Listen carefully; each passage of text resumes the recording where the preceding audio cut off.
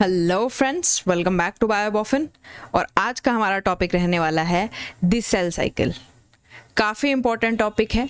क्यों इम्पॉर्टेंट है? क्योंकि अगर आप बायोलॉजी का छोटे से छोटे लेवल का एग्ज़ाम उठा के देखोगे या फिर बड़े से बड़े लेवल का एग्ज़ाम पेपर उठा के देखोगे, आपको सेल साइकिल से रिलेटेड क्वेश्चंस वहाँ पे ज़रूर देखने को मिल जाएंगे।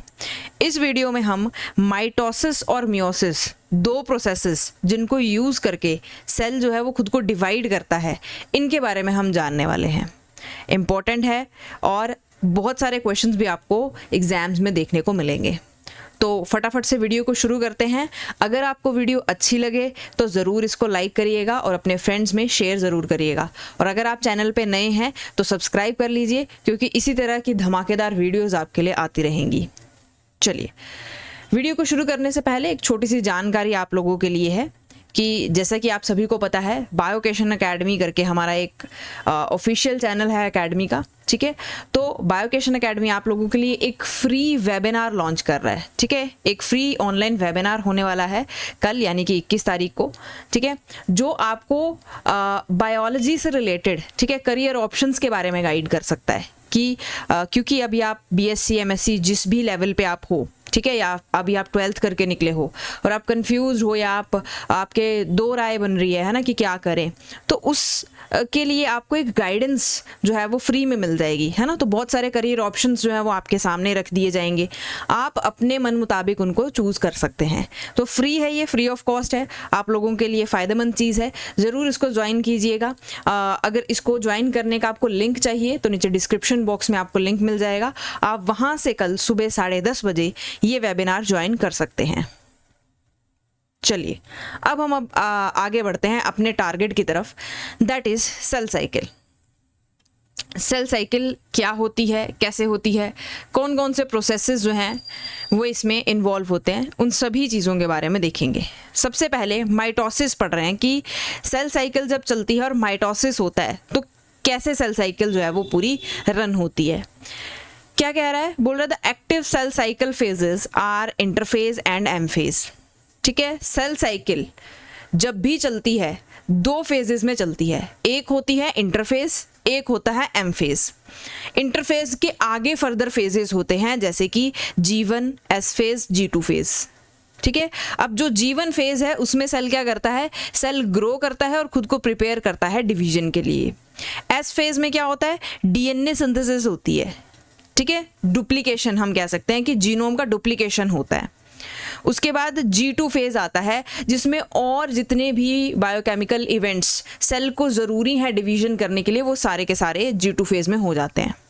राइट, अब बोलता है कई बार सेल जो है वो क्वेसेंट फेज में चला जाता है और इस क्वेसेंट फेज को G0 फेज कहते हैं। फॉर एग्जाम्पल, जैसे अगर आप यहाँ पे डायग्राम देख रहे हो, यहाँ पर आपको समझ में आएगा। अब देखो, ये जो ब्लू वाला पूरा एरिया है ना, ये दिस ब्लू वन, ठीक है, ये ब्लू वन वाला जो एरिया आपको दिखाई दे रहा है, ये पूरा का पूरा एरिया आपका इंटरफेज है। तो सेल साइकिल G1 से शुरू होती है।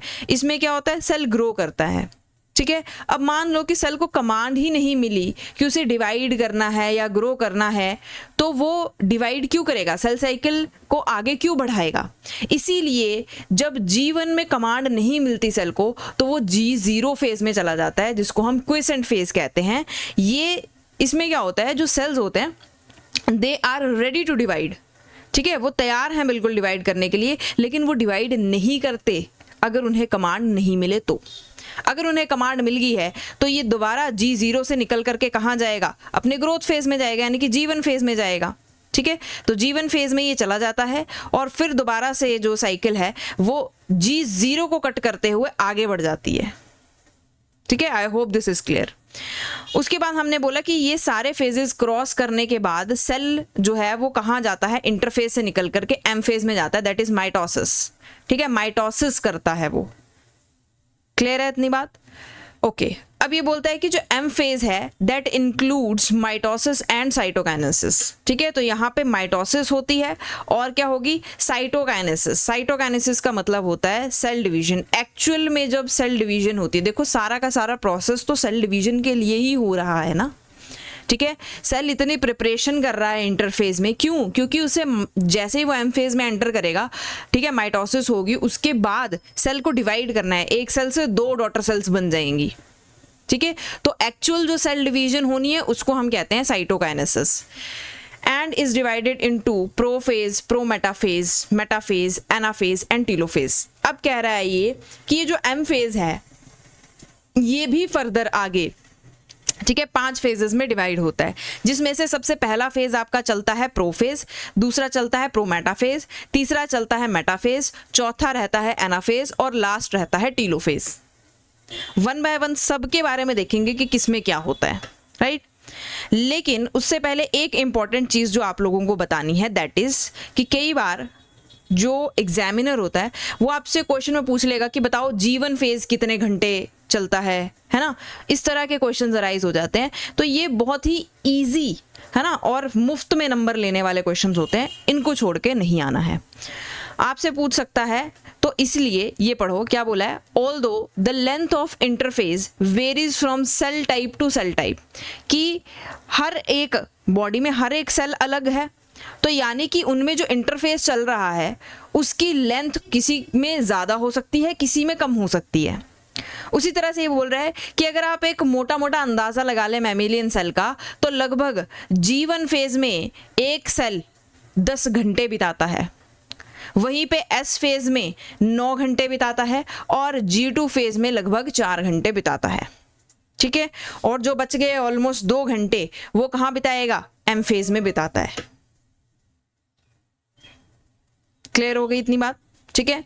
एक बार देखते हैं यहां से शुरुआत से। हमने बोला था G1 फेज में सेल जो है वो क्या करता है, ग्रो करता है, वो सारी चीजें ये एकत्रित करता है जो इसको चाहिए कि एट लास्ट सेल डिवीजन तक, है ना, जो भी चीज़ें सेल को रिक्वायर्ड है वो सब कुछ इसके पास हो, ठीक है।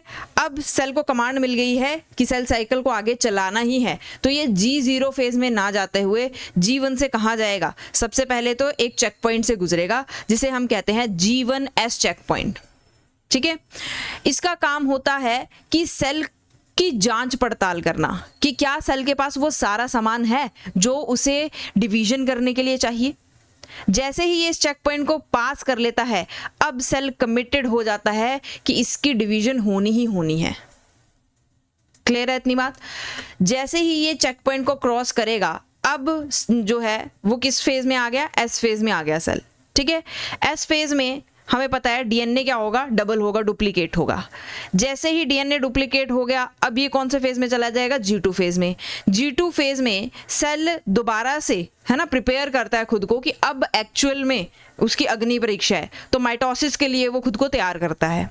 फिर जैसे ही G2 फेज से इसको किस में जाना होता है, माइटोसिस यानी कि M फेज में जाना होता है, दोबारा से एक चेक पॉइंट और आ जाता है, that is G2M check point, ठीक है।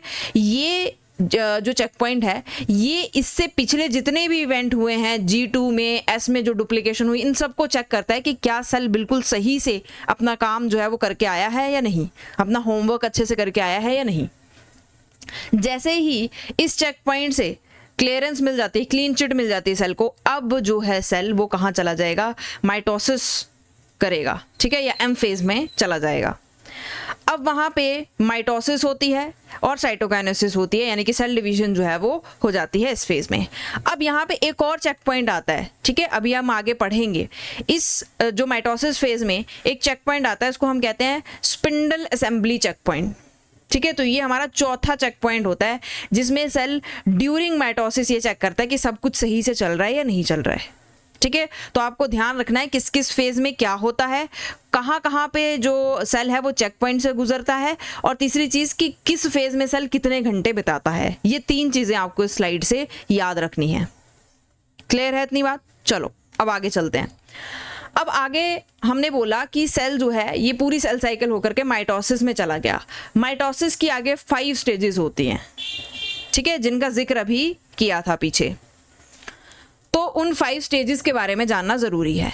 तो कहानी शुरुआत से शुरू होती है कि इंटरफेस जब होता है तो क्रोमोसोम्स जो है वो कैसे होते हैं, रिलैक्स स्टेट में पड़े होते हैं, और थोड़ी सी अगर आप उनको माइक्रोस्कोप से देखने की कोशिश करोगे तो डिफ्यूज, है ना, डिफ्यूज्ड सा क्रोमैटिन दिखाई देता है, ठीक है। लेकिन जैसे ही इंटरफेज से सेल जो है वो कहाँ जाएगा, एम फेज में चला जाएगा। अब एम फेज में उसकी सबसे पहली मुलाकात किससे होगी, प्रो फेज से होगी। ठीक है, तो प्रो फेज में आपको क्या देखने को मिलेगा कि ये जो क्रोमोसोम से है ना, ये जो क्रोमैटिन थे ये कंडेंस हो गया और ज़्यादा। ठीक है, और ये आसानी से विजिबल होगा अंडर लाइट माइक्रोस्कोप। क्लियर होगी इतनी बात। प्रो फेज में याद रखो कंडेंस हो जाता है मटेरियल, जेनेटिक मटेरियल। उसके बाद क्या बोला है, बोल रहा है in animal cells the spindle grows out from a pair of centrosome.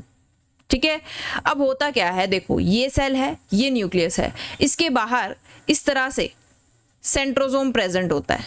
ठीक है, सेंट्रोसोम का काम क्या होता है, इसमें से निकलती हैं हमारी स्पिंडल फाइबर्स। ठीक है, जो आगे चल करके है ना क्रोमोसोम्स के साथ अटैच हो जाती हैं और फिर इनको मतलब जो डिवाइड हुए हैं हमारे क्रोमोसोम, सिस्टर क्रोमैटिड्स, उनको अलग करने में ये हेल्प करती है। ठीक है, अभी आगे देखेंगे। अब ये क्या बोलता है कि ये जो सेंट्रोसोम्स होते हैं ना, ठीक है, जिनमें से स्पिंडल फाइबर्स निकलने हैं, ये जैसे ही प्रोफेज में चले जाते हैं ये यहाँ से अपनी अपनी पोल्स की तरफ को माइग्रेट करना शुरू कर देते हैं। ठीक है, ऑपोजिट पोल्स की तरफ को ये माइग्रेट करना शुरू कर देते हैं विद इन अ सेल। बोल रहे with in each centrosome is a special organelle, जिसको हम क्या कहते हैं, सेंट्रियोल। तो सेंट्रोसोम में, ठीक है, इस तरह से ऐसे सेंट्रोसोम होता है। ठीक है, ये सेंट्रियोल होता है। ठीक है, ये इस तरह से जो दिखाया है दैट इज सेंट्रियोल। ठीक है, और जब इसके पास इस तरह से ऊपर लेयर बन जाती है इसको हम कहते हैं सेंट्रोसोम। क्लियर होगी इतनी बात। अब यहाँ से स्पिंडल फाइबर जो है इस तरह से बनना शुरू हो जाती हैं। क्लियर है इतनी बात। उसके बाद बोल रहा है which is also composed of microtubules. अब ये कहता है ये जो सेंट्रियोल है ना ये भी माइक्रोट्यूब्यूल्स का बना होता है। तो जब हम एक्चुअल में एक पूरा टॉपिक माइक्रोट्यूब्यूल्स के बारे में पढ़ेंगे वहां पे ये चीज आएगी। ठीक है, अभी फिलहाल हम इतना ही जान लेते हैं कि सेंट्रियोल जो है वो किससे बना होता है, माइक्रोट्यूब्यूल से बना होता है। क्लियर होगी इतनी बात। अब क्या बोल रहा है, some higher plant cells do not have centrosome or centrioles but they do have mitotic spindle। अब कहता है कुछ हायर प्लांट्स के पास ये जो सेंट्रोसोम या सेंट्रियोल्स हैं ये नहीं होते हैं, लेकिन उनके पास माइटोटिक स्पिंडल्स ऑलरेडी प्रेजेंट होते हैं। ठीक है, एस्ट्रिड रेज करके आपने इसको 11th 12th की बुक में पढ़ा होगा। क्लियर है इतनी बात। चलो अब ये बोल रहा है disintegration of the nuclear membrane marks the start of prometaphase. अब प्रोफेज में इतनी सारी घटनाएं हुई, क्या क्या हुआ, एक तो कंडेंस हो गया जेनेटिक मटेरियल, दूसरा ये जो सेंट्रोसोम है ये अपने रिस्पेक्टिव ऑपोजिट पोल्स की तरफ जाना शुरू हो गए। अब प्रोफेज से निकल करके सेल कहाँ जाएगा, प्रोमेटाफेज में। प्रोमेटाफेज एक ऐसा फेज होता है जिसमें सेल अभी प्रोफेज से पूरा निकला भी नहीं है और मेटाफेज में पूरा एंटर हुआ भी नहीं है। ठीक है, तो इन दोनों के बीच की एक स्टेज आती है दैट इज प्रोमेटाफेज। जब न्यूक्लियर मेम्ब्रेन, ये न्यूक्लियर मेम्ब्रेन, इसके अंदर ही पूरा जेनेटिक मटेरियल पड़ा हुआ है ना। ठीक है, ये न्यूक्लियर मेम्ब्रेन जब डिसरप्ट हो जाती है, पूरी टूट जाती है, डिसइंटीग्रेट हो जाती है, तब हमें पता चल जाता है कि सेल जो है वो प्रोफेज से निकल रहा है और किस में एंटर कर रहा है, मेटाफेज में एंटर कर रहा है। और उसी स्टेज को, इन दोनों के स्टेजेस के बीच की स्टेज को हम कहते हैं प्रोमेटाफेज। क्लियर होगी बात। नेक्स्ट इन्होंने कहा है spindle microtubules which until now have been outside the nucleus enter the nucleus region. अब हमने देखा था कि जो सेंट्रोसोम थे यहां से क्या निकल रहे थे, स्पिंडल फाइबर्स निकल रहे थे, लेकिन अभी तक ये स्पिंडल फाइबर्स इन अंदर जो क्रोमोसोम्स पड़े हुए हैं इनके कांटेक्ट में नहीं थे। क्यों? क्योंकि ये न्यूक्लियर मेम्ब्रेन जो थी वो अभी तक बिल्कुल ठीक ठाक थी। जैसे ये प्रोमेटाफेज में एंटर करी ये पूरी मेम्ब्रेन टूट गई, अब क्रोमोसोम्स एक्सपोज हो गए और अब ये जो स्पिंडल फाइबर्स हैं ये इन क्रोमोसोम्स के साथ आराम से अटैच हो सकती हैं। चलो नेक्स्ट क्या बोल रहा है, the end of certain microtubules make contact with each chromosome and anchor the kinetochore of one of the sister chromatids. अब होता क्या है, क्योंकि एस फेज में आपके जो क्रोमोसोम है, जेनेटिक मटेरियल है, वो डुप्लीकेट हो गया होगा, तो एक क्रोमोसोम पे इस तरह से सिस्टर क्रोमैटिड्स बन जाते हैं। ठीक है, नॉर्मली जो क्रोमोसोम होता है वो इस तरह से होता है, अब इस जीनोम की डुप्लीकेशन हुई तो एक और बन जाएगा ना इस तरह से। तो अब होता क्या है कि ये जो स्पिंडल फाइबर है ना वो कुछ इस तरह से, जैसे let me just clear this, हाँ ठीक है, तो मान लो कि ये है आपका सेल। ठीक है, अब यहाँ पे क्या था, आपका सेंट्रोसोम है, जहां से क्या स्पिंडल फाइबर्स निकल रही हैं। अब आपका क्रोमोसोम जो है वो एक्सपोज हो चुका है ना, न्यूक्लियर मेम्ब्रेन डिस्टर्ब हो गई है। अब ये बोलता है कि क्या होता है कि यहाँ पे एक सेंट्रोसोम पड़ा हुआ है, एक यहाँ पे पड़ा हुआ है, यहाँ से स्पिंडल फाइबर्स जो हैं वो निकल रही हैं और इस तरह से इसके काइनेटोकोर के साथ जाकर के अटैच हो जाती हैं। ठीक है, क्लियर है? ऐसे ही ये हर एक क्रोमोसोम के साथ अटैच हो जाती हैं। तो मेरा सवाल आपसे एक बहुत सिंपल सा सवाल है, ठीक है, जिसका आंसर आपको कमेंट बॉक्स में देना ही पड़ेगा। बताओ ह्यूमंस के अंदर कितने क्रोमोसोम्स प्रेजेंट होते हैं? पहला सवाल तो ये है। दूसरा, आपको बैक्टीरिया के अंदर कितने क्रोमोसोम्स हैं ये भी बताना है। दोनों सवाल आपके लिए बहुत इजी हैं, ठीक है। आई थिंक ये तो 12th या 11th लेवल का क्वेश्चन है। आप सभी को आंसर देना है नीचे कमेंट बॉक्स में। चलो अब आगे बढ़ते हैं। तो हमने क्या बोला था कि माइक्रोट्यूब्यूल जो है वो हर एक क्रोमोसोम के जो काइनेटोकोर है उसके साथ जाकर के जुड़ जाएगा, हर एक सिस्टर क्रोमैटिड के साथ। क्लियर होगी इतनी बात? नेक्स्ट ये बोल रहा है a microtubule from the opposite centrosome then attaches to the other sister chromatid and so the chromosome is anchor to both the centrosomes. तो ये कह रहा है एक सिस्टर क्रोमैटिड जो है वो ये वाले सेंट्रोसोम से जुड़ी है, एक सिस्टर क्रोमैटिड जो है वो ये वाले सेंट्रोसोम से जुड़ी है। तो इस तरह से एक क्रोमोसोम दोनों सेंट्रोसोम से जाकर के जुड़ जाता है। क्लियर होगी बात? चलो अब ये बोल रहा है the microtubules lengthen and shorten pushing and pulling the chromosome. अब ये कहता है कि ये जो माइक्रोट्यूब्यूल्स हैं या स्पिंडल फाइबर्स हैं, इसका काम क्या है, ये क्यों अटैच हो रही हैं क्रोमोसोम के साथ? तो जब क्रोमोसोम्स को डिवाइड करना है ना, ये सिस्टर क्रोमैटिड्स जो है वो हाफ हो जाएंगी, है ना, एक दूसरे से अलग हो जाएंगी। अलग कैसे होंगी? तो यही जो माइक्रोट्यूब्यूल्स इनके साथ जुड़े हैं ये खींचातानी करते हैं, पुश एंड पुल करते हैं, जिसकी वजह से क्रोमोसोम्स टूट जाते हैं। टूटते तो क्या है, मतलब डिवाइड कर जाते हैं। दोनों सिस्टर क्रोमैटिड्स जो हैं वो अलग हो जाती हैं और ये दोनों सिस्टर क्रोमैटिड्स फिर अलग होकर के इंडिपेंडेंट क्रोमोसोम की तरह एक्ट करने लग पड़ती हैं। क्लियर है बात? चलो अब यहाँ डायग्रामेटिकली भी इस चीज को देख लो। पहला इन्होंने दिखाया है इंटरफेस का डायग्राम। इंटरफेस में हमने क्या बोला था कि आपके पास क्या होते हैं, सेल के अंदर सेंट्रोसोम्स पड़े होते हैं। सेंट्रोसोम्स जो हैं वो क्या करते हैं, अपनी अपनी रिस्पेक्टिव पोल्स की तरफ को चले जाते हैं, ठीक है। और यहाँ पे न्यूक्लियर एनवेलप बिल्कुल इंटैक्ट रहता है, ठीक है। तो nuclear membrane is present and chromosomes यहाँ पे रिलैक्स होते हैं। अब जैसे ही ये इंटरफेस से कहाँ जाएगा, प्रोफेज में चला जाएगा, उस टाइम पे ये जो सेंट्रोसोम्स हैं वो अपने रिस्पेक्टिव पोल्स की तरफ जाना शुरू हो जाते हैं और यहाँ पे क्या बनना शुरू हो जाती हैं, माइक्रोट्यूब्यूल्स यानी कि स्पिंडल फाइबर्स बनना शुरू हो जाती हैं, ठीक है।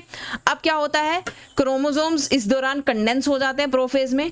हर एक क्रोमैटिड के साथ जो स्पिंडल फाइबर है वो जाकर के जुड़नी है, ठीक है। तो क्रोमोसोम्स जो है उनके ऊपर क्या आ जाते हैं, दो इस तरह से क्रोमैटिड्स आ जाते हैं। तो ये कब हो गया होता है, एस फेज में, क्योंकि डुप्लीकेशन तो वहीं हो गई हुई है। क्लियर है बात इतनी? अब क्या होगा, जैसे ही प्रोफेज खत्म होगा और मेटाफेज शुरू होने वाला होगा, प्रो मेटाफेज स्टेज आ जाएगी, जिसमें ये जो मेम्ब्रेन है, न्यूक्लियर मेम्ब्रेन, ये डिसइंटीग्रेट हो जाएगी पूरी की पूरी और क्रोमोसोम्स जो हैं वो स्पिंडल फाइबर के कांटेक्ट में आ जाते हैं और इस तरह से जुड़ जाएंगे, ठीक है। क्लियर होगी बात? अब क्या होगा, न्यूक्लियर मेम्ब्रेन डिसइंटीग्रेट होगी और स्पिंडल माइक्रोट्यूब्यूल जो हैं वो क्रोमोसोम्स के कांटेक्ट में आ जाते हैं। अब तक हमने इतनी चीज जो है वो पढ़ ली है, तो आई होप आपको डायग्रामेटिकली भी सब कुछ क्लियर हो गया होगा। चलो उसके बाद नेक्स्ट जो प्रोमेटाफेज के बाद हमारा फेज आएगा, दैट इज मेटाफेज, ठीक है। अब जो सेल है वो मेटाफेज में एंटर कर चुका है। अब क्या होगा, बोलते the chromosomes arrange themselves in a single plane, the metaphase plate, ठीक है। अब क्या होता है, कहता है कि ये सेल है, ये आपके सेंट्रोसोम है, तो जो क्रोमोसोम्स है ना वो खुद को ऐसे एक मेटाफेज प्लेट, एक बिल्कुल स्ट्रेट लाइन में इस तरह से अरेंज कर लेते हैं, ठीक है। और इसको हम कहते हैं metaphase plate between the two centrosome. तो दो सेंट्रोसोम्स के बीच में ये ऐसे मेटाफेज प्लेट बनती है। बोला the centrosome now at opposite ends of the cell with the microtubules radiating outwards and meeting in the middle of the cell center of the spindle poles, ठीक है। तो यहाँ से रेडिएट आउट हो रही हैं सारी स्पिंडल फाइबर्स और किसके साथ जाकर के जुड़ी हुई हैं, क्रोमोसोम्स के साथ जाकर के जुड़ी हुई हैं। अब बोलता है इस दौरान जब मेटाफेज पे अरेंज हो जाते हैं सेल, एक स्पिंडल असेंबली चेक पॉइंट जो है वो आता है, वो ये इंश्योर करता है कि हर कोई क्रोमोसोम जो है वो मेटाफेज प्लेट पे अच्छे से अलाइन है या नहीं है, स्पिंडल फाइबर के साथ अटैच है या नहीं है। क्योंकि अगर थोड़ी सी भी गलती हो गई तो क्रोमोसोम्स अलग नहीं होंगे, दोनों सिस्टर क्रोमैटिड्स अलग नहीं होंगे, और फिर जो है वो एबनॉर्मलिटी बच्चे में, जो आने वाला बेबी है, उसमें देखने को मिल सकती है। क्लियर है बात? तो ये चेक पॉइंट कब आता है? मेटाफेज में आता है, ये याद रखना, कई बार पूछ लेता है। स्पिंडल असेंबली चेक पॉइंट, ठीक है। उसके बाद मेटाफेज में इतनी सारी चेकिंग होने के बाद अब सेल कहाँ चला? एनाफेज में। अब एनाफेज में जो सिस्टर क्रोमैटिड्स हैं, ये माइक्रोट्यूब्यूल्स इन सिस्टर क्रोमैटिड्स के साथ काइनेटोकोर के साथ जुड़ी हुई थी, तो ये इनको खींचना शुरू कर देती हैं, सेपरेट कर देती हैं इनको, और सेपरेट होने के बाद, ठीक है, इस तरह से सेपरेट होने के बाद ये अपने अपने रिस्पेक्टिव पोल्स की तरफ को मूव करना शुरू कर देती हैं, ठीक है, जहां पे इनको सेंट्रोसोम जो है वो खींच लेता है, ऐसे बोल सकते हैं, है ना। ये खुद मूव करती हैं वैसे तो ये स्पिंडल फाइबर जो है वो इनको कहाँ लेकर के जा रही हैं? जहां पे सेंट्रोसोम जो है वो बैठा हुआ है, तो अपने रिस्पेक्टिव पोल्स की तरफ ये मूव करना शुरू कर देती हैं। After the chromatids have separated, तो एक बार क्रोमैटिड सेपरेट हो गई तब each is considered a separate chromosome. अब क्योंकि ये क्रोमैटिड्स अलग हो गई हैं, अब ये एक अलग क्रोमोसोम है, ये एक अलग क्रोमोसोम है, ठीक है। I hope this is clear.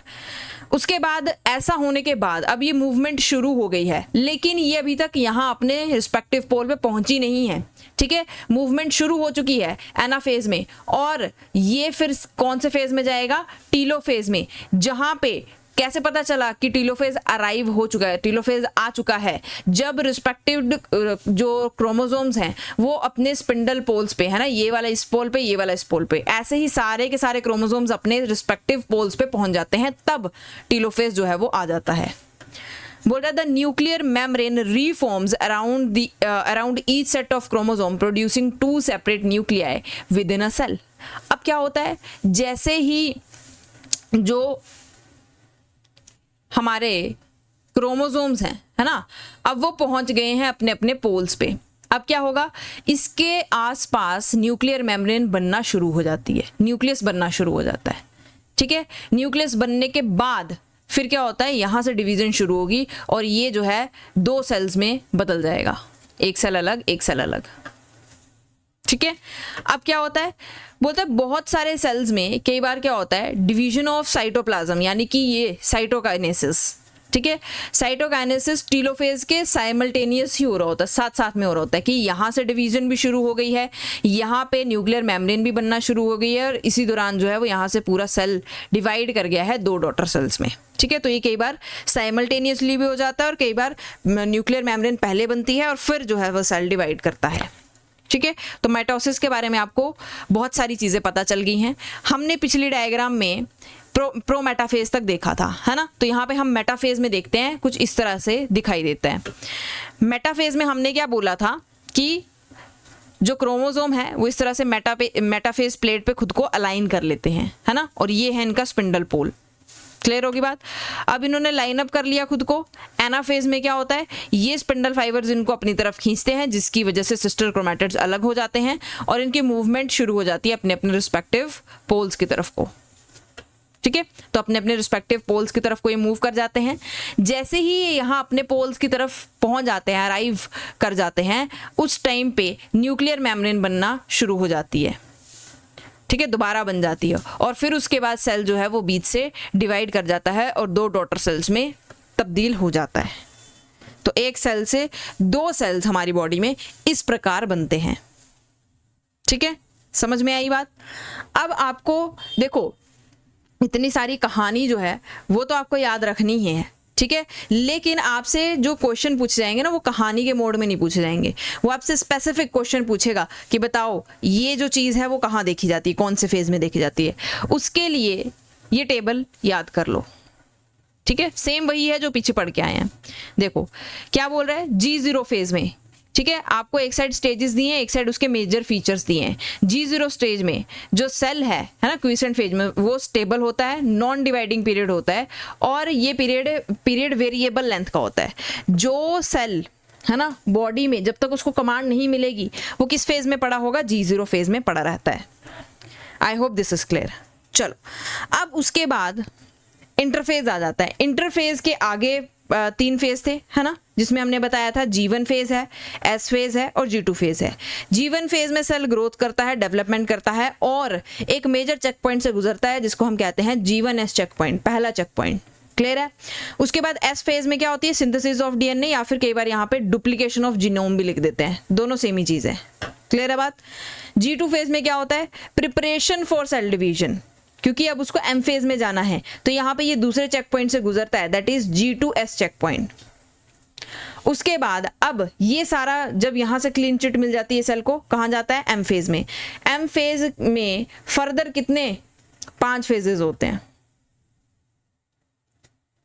जिसमें सबसे पहला आ जाता है कौन सा, प्रोफेज। प्रोफेज में क्या होगा, क्रोमोसोम्स कंडेंस करेंगे, है ना। इससे पहले तक जो क्रोमोसोम्स थे वो कैसे थे, रिलैक्स थे, तो क्रोमोसोम्स कंडेंस करेंगे और माइटोटिक स्पिंडल फॉर्म हो जाता है। ठीक है, यहाँ पर अगर आप एक और चीज जोड़ना चाहो तो ये जोड़ सकते हो कि जो सेंट्रोसोम्स होते हैं ना,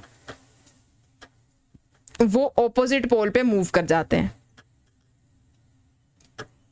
ठीक है, उसके बाद प्रोमेटाफेज आता है जिसमें न्यूक्लियर एनवेलप डिसइंटीग्रेट हो जाता है, स्पिंडल माइक्रोट्यूब्यूल्स काइनेटोकोर, जो क्रोमोसोम का काइनेटोकोर होता है उसके साथ जाकर के जुड़ जाते हैं। ठीक है, अब उसके बाद नेक्स्ट फेज आ जाता है मेटाफेज, जिसमें हमने क्या बोला था कि मेटाफेज प्लेट पे अलाइन हो जाते हैं क्रोमोसोम और वहां पर एक और चेक पॉइंट चलता है, that is spindle assembly checkpoint. ठीक है, उसके बाद चेक होने के बाद अब सेल जो है वो कहाँ जाएगा, एनाफेज में।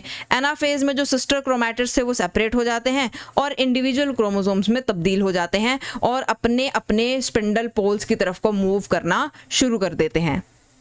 और लास्ट में रह जाता है कौन, टीलोफेज। टीलोफेज में जो क्रोमोसोम्स हैं वो अपनी मंजिल तक पहुंच जाते हैं, यानी कि स्पिंडल पोल्स तक पहुंच जाते हैं और न्यूक्लियर एनवेलप जो है वो दोबारा बन जाता है और जो क्रोमोसोम्स हैं अब कंडेंस्ड फॉर्म में ना होकर के रिलैक्स फॉर्म में आ जाते हैं। ठीक है, और एट लास्ट जो सेल है वो साइटोकाइनेसिस परफॉर्म करता है, जिसमें सेल का साइटोप्लाज्म डिवाइड करता है। ठीक है, और इसमें एक चीज एक्स्ट्रा क्या है, प्लांट सेल के लिए, क्योंकि प्लांट सेल में सेल वॉल होती है, तो साइटोप्लाज्म जब डिवाइड कर जाता है ना उसके बाद सेल वॉल की फॉर्मेशन भी होती है। एनिमल सेल्स में ऐसा नहीं होता क्योंकि वहां पे सेल वॉल नहीं होती है। क्लियर है बात। तो प्लांट सेल में बस एक स्टेप एक्स्ट्रा होता है कि सेल वॉल की सिंथेसिस भी हो जाती है साइटोप्लाज्म के डिवाइड होने के बाद। क्लियर है बात। इजी टेबल है, वही सारी कहानी है जो भी हम पीछे पढ़ के आए हैं। तो माइटोसिस जो है वो तो हमारा यहाँ पे हो जाता है डन। अब आपको एक चीज और जो है वो इंपॉर्टेंट क्या बतानी है कि कई बार क्वेश्चनर आपको डायरेक्टली सवाल ना पूछ के ना इस तरह का कोई कुछ मैप टाइप दे देगा, है ना, कोई ग्राफ दे देगा या इस तरह की कोई डायग्राम बना के दे देगा और फिर आपसे सवाल पूछेगा कि बताओ पर्टिकुलर फेज में नंबर ऑफ क्रोमोसोम पर सेल कितने हैं या नंबर ऑफ डीएनए मॉलिक्यूल्स पर सेल कितने हैं। तो ये समझ लो, ये इंपॉर्टेंट है। चलो, जैसे कि हमने पढ़ा कि जो G1 फेज है वो सबसे पहला फेज होता है जिसमें सेल ग्रो करता है। ठीक है, अब ग्रोथ में ना तो इसके क्रोमोसोम बढ़ते हैं ना ही इसका डीएनए मॉलिक्यूल जो है वो बढ़ता है। ठीक है, जो जितना है उतना ही रहेगा। ठीक है, फॉर एग्जाम्पल जैसे यहाँ पे इन्होंने 4 क्रोमोसोम्स दिखाए हैं, तो इसमें अगर पूछ ले कि एक सेल में कितने क्रोमोसोम है तो आप बोलोगे 4 हैं, है ना। और अगर 4 क्रोमोसोम्स हैं यानी कि डीएनए मॉलिक्यूल्स भी तो 4 ही हुए। क्लियर है बात। तो 4 ही कितने डीएनए मॉलिक्यूल्स और 4 ही आपके क्या हो गए, क्रोमोसोम्स हो गए पर सेल इन G1 फेज। ठीक है, अब जैसे यहाँ पे कंसीडर किया है 4 क्रोमोसोम्स को, तो आपको क्वेश्चन में देखना पड़ेगा उन्होंने क्रोमोसोम्स या जेनेटिक मटेरियल की मात्रा कितनी दी है। क्लियर है बात। चलो, अब उसके बाद G1 फेज के बाद सेल एंटर करता है S फेज में। अब S फेज में आपको पता है कि जो जीनोम है ना वो डुप्लीकेट हो जाता है। ठीक है, क्रोमोसोम्स उतने ही रहते हैं। ठीक है, क्रोमोसोम पहले ऐसे थे, क्रोमोसोम इतने ही रह रहे हैं, जीनोम डुप्लीकेट हो रहा है जिसकी वजह से 2 सिस्टर क्रोमैटिड्स और अराइज हो जाती हैं। तो कहने का मतलब ये है क्रोमोसोम उतने ही रह रहे हैं जितने 4 हैं उतने ही हैं। लेकिन ये देखो जेनेटिक मटेरियल डबल हो चुका है, यानी पहले 4 अगर जेनेटिक मटेरियल था या डीएनए मॉलिक्यूल्स पर सेल थे, अब कितने हो जाएंगे, 8 हो जाएंगे। ठीक है, तो इस फेज में जो जेनेटिक मटेरियल है वो बढ़ रहा होता है, डुप्लीकेट कर रहा होता है। क्लियर होगी बात। अब एस फेज से कहाँ चला जाएगा सेल, G2 में चला जाएगा। तो G2 में भी माइटोसिस के लिए प्रिपरेशन हो रही होती है। इसमें ना तो क्रोमोसोम्स बढ़ते हैं, ना ही आपका DNA मॉलिक्यूल बढ़ते घटते हैं। तो यानी कि अब तक आपके क्रोमोसोम्स कितने थे, 4, और जेनेटिक मटेरियल पीछे एस फेज में डुप्लीकेट हो गया था, तो कितने थे, 8। तो यहाँ पे कितने होंगे, 8। क्लियर है बात। उसके बाद अब G2 से वो M फेज में गया, और सबसे पहला फेज इन्होंने जैसे प्रो फेज और प्रो मेटाफेज दोनों इकट्ठे बता दिए, है ना, क्योंकि ज़्यादा कुछ हुआ नहीं ना वहाँ पे। क्या हुआ, जो स्पिंडल फाइबर्स हैं वो अटैच हो गई होंगी, न्यूक्लियर मेम्ब्रेन डिसइंटीग्रेट हो गई होगी, बस वही सारी कहानी। ठीक है, इसमें भी क्रोमोसोम्स का ना तो बढ़ोतरी हुई, ना ही कोई कटौती हुई। तो जितने क्रोमोसोम्स है उतने ही रहेंगे, 4, है ना। और अब 2 सिस्टर क्रोमैटिड्स जो है वो बन चुकी हैं एस फेज में डुप्लीकेशन की वजह से। तो अगर वहां पे पीछे 8 थी, एस फेज से 8 चला आ रहा है, तो यहाँ पे भी कितने होंगे, 8 ही होंगे ना। ठीक है, अब फिर उसके बाद नेक्स्ट फेज जो है वो मेटाफेज है, जिसमें ये एक मेटाफेज प्लेट पे अलाइन होते हैं, है ना। तो यहाँ पे भी कोई कटौती बढ़ोती क्रोमोसोम नंबर में या DNA मॉलिक्यूल में नहीं होने वाली, जिसकी वजह से क्रोमोसोम्स जो है वो कितने रहेंगे, 4, और जेनेटिक मटेरियल अभी भी डुप्लीकेटेड है एक ही क्रोमोसोम पे, तो कितना रहेगा, 8। ठीक है, अब समझने वाली बात किस में है, एनाफेज में। एनाफेज में थोड़ी सी कहानी पलट जाती है। क्या हुआ, एनाफेज में जो पहले इस तरह का क्रोमोसोम था, 2 सिस्टर क्रोमैटिड लेके बैठा हुआ था, अब उसकी डिवीजन हो चुकी है कुछ इस तरह से, है ना। तो एक क्रोमोसोम ये रहा और एक क्रोमोसोम रहा ये। ठीक है, अब ये अलग अलग क्रोमोसोम्स जो हैं वो बन चुके हैं। तो यहाँ पर अगर आपसे पूछ ले कि कितने क्रोमोसोम हैं, तो आप 1 2 3 4 5 6 7 8 गिन के बताओगे, क्योंकि हर एक सिस्टर क्रोमैटिड जो है वो अब एक अलग क्रोमोसोम बन चुकी है। I hope this is clear. ठीक है, लेकिन अगर आप देखो जेनेटिक मटेरियल अभी भी उतना ही है। पहले देखो 1 2 3 4 सिस्टर क्रोमैटिड्स थी ना, जेनेटिक मटेरियल अभी भी उतना ही है। ठीक है, उतना ही एग्जिस्ट कर रहा है, ना तो वो बड़ा है ना तो वो घटा है। ठीक है, तो यहाँ पे जेनेटिक मटेरियल कितना है, 8 DNA मॉलिक्यूल्स पर सेल। ठीक है, अभी तक ये सारा का सारा जेनेटिक मटेरियल इस पेरेंट सेल में ही है ना। अब जब टीलोफेज होगा और फिर साइटोकाइनेसिस से सेल डिवाइड करेगा, है ना, तो अब 4 जो आपके क्रोमोसोम से वो एक पोल की साइड चले गए थे और 4 अपनी पोल की साइड चले गए थे। अब यहाँ से साइटोकाइनेसिस जब हो जाएगी, ये तो एक अलग सेल बन जाएगा, ये एक अलग सेल बन जाएगा। अब आपसे पूछ ले कि बताओ क्रोमोसोम पर सेल कितने हुए, तो इस वाले सेल में तो 4 ही होंगे और इस वाले सेल में भी 4 ही होंगे। पर सेल पूछा यानी कि एक सेल में पूछा, तो कितने क्रोमोसोम है, 4 एक में। ठीक है, इसमें अलग 4 हैं और इसमें अलग 4 हैं। एक क्रोमोसोम एक सेल में आपसे पूछा है, तो एक सेल में तो 4 ही एग्जिस्ट कर रहे हैं ना। उसी तरह से जो पहले जेनेटिक मटेरियल डुप्लीकेटेड था, अब वो रिस्पेक्टेड सेल्स में चला गया है ना। तो अब अगर आप देखोगे कि 4 क्रोमोसोम्स हैं, तो DNA मॉलिक्यूल्स भी 4 ही हुए ना। तो 8 से घट करके कितने हो जाएंगे, 4 हो जाएंगे। ठीक है, तो इस तरह से क्वेश्चंस अराइज होते हैं। ठीक है, CSR मशहूर है ऐसे पेपर के लिए, ऐसे क्वेश्चंस के लिए। तो इस तरह से जब आप एनालिसिस करके चलोगे, इवैल्यूएशन करोगे क्वेश्चंस का, तो इस तरह से बना के देखो उनको। अगर वो बन रहे हैं, मतलब आप इजीली कॉन्सेप्ट समझ गए हो, अब आप अप्लाई भी कर सकते हो। ठीक है, चलो अब हम आगे बढ़ते हैं। माइटोसिस हमने कवर अप कर लिया, अब बारी है मियोसिस की, कि मियोसिस में ऐसी क्या खास बात है जो इसको अलग से पढ़ना पड़ रहा है। कहते हैं कि जो मियोसिस है ना, वो कब देखा जाता है, जब सेक्सुअल रिप्रोडक्शन होती है। क्यों, हमारी बॉडी में देखो, समझो सोमैटिक सेल्स और रिप्रोडक्टिव सेल्स, 2 तरह के सेल होते हैं। ठीक है, सोमैटिक सेल्स वो होते हैं जो सेल्स डिप्लॉयड होते हैं, है ना, मतलब कि यहाँ पे सारे के सारे क्रोमोसोम्स 46 के 46 क्रोमोसोम्स हमारे एक सेल के अंदर प्रेजेंट होते हैं, या ऐसे कह सकते हैं कंप्लीट सेट ऑफ जीनोम हमारे पास होता है हर एक सेल में। अब ये वाले जो सेल हैं, ये माइटोसिस को फॉलो करते हैं, है ना, माइटोसिस परफॉर्म करते हैं, जिसकी वजह से ये अपना एक डुप्लीकेटेड सेल बना लेते हैं। तो 1 से 2 सेल्स बनेंगे, दोनों कैसे बनेंगे, डुप्लीकेट बनेंगे, इसके जैसे, है ना, डिप्लॉयड। लेकिन मियोसिस कहाँ होती है, हमारे रिप्रोडक्टिव सेल्स में। तो रिप्रोडक्टिव सेल्स खुद तो डिप्लॉयड होते हैं, पेरेंटल सेल जो होता है, जब वो डिवाइड करता है ना, तो इससे एट लास्ट आपको 4 सेल्स मिलते हैं। ठीक है, और चारों सेल्स में हाफ सेट ऑफ क्रोमोसोम्स होते हैं, डिप्लॉइड कोई नहीं बनता है। इसीलिए जो माइटोसिस वाला प्रोसेस हम पढ़ रहे हैं वो प्रोसेस हमारे सोमैटिक सेल्स फॉलो करते हैं, और जो मियोसिस वाला प्रोसेस अब हम पढ़ने वाले हैं वो हमारे बेसिकली रिप्रोडक्टिव सेल्स फॉलो करते हैं। आई होप दिस इज क्लियर, ये बहुत बड़ा डिफरेंस है। अब क्या बोल रहा है, sexual reproduction consist of 2 processes. Sexual reproduction में 2 प्रोसेसेस होते हैं। पहला होता है meiosis which leads to gametes in which chromosome number is reduced by half. कि पहला प्रोसेस मियोसिस होता है जिसकी वजह से गैमीट फॉर्मेशन होता है हमारी बॉडी में, है ना। जैसे फीमेल्स में ओवम बनता है, मेल्स में स्पर्म बनेगा। क्लियर होगी बात। लेकिन जो मेल्स का स्पर्म है और फीमेल का ओवम है, अगर आप इनमें सेट ऑफ क्रोमोसोम्स ढूंढोगे तो हाफ, है ना, हैप्लॉइड होते हैं ये। ठीक है, इतना तो सबको पता है। तो ये जो प्रोसेस है मियोसिस वाला, ये हमारे रिप्रोडक्टिव सेल्स फॉलो करते हैं, जिसकी वजह से हमारी बॉडी में गैमीट फॉर्मेशन होती है और उनमें half set of chromosomes present होते हैं। ठीक है, तो सेक्सुअल रिप्रोडक्शन में पहले तो मियोसिस हुआ। दूसरा प्रोसेस होता है फर्टिलाइजेशन।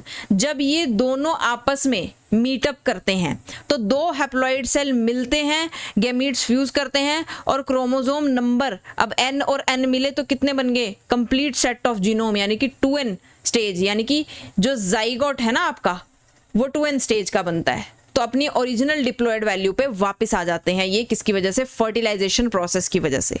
तो सेक्सुअल रिप्रोडक्शन इन दोनों प्रोसेसेस से पूरी होती है, पहली तो मियोसिस, दूसरी फर्टिलाइजेशन। ठीक है, चलो अब मेजर चीज ये है कि ये तो हमें पता चल गया कि मियोसिस जो है वो सेक्सुअल रिप्रोडक्शन का एक पार्ट है, और जो माइटोसिस है वो सोमैटिक सेल्स को हेल्प कर रहा है डिवाइड करने में। लेकिन दोनों के प्रोसेस में क्या डिफरेंस है, कैसे मियोसिस और माइटोसिस दोनों अलग अलग हैं।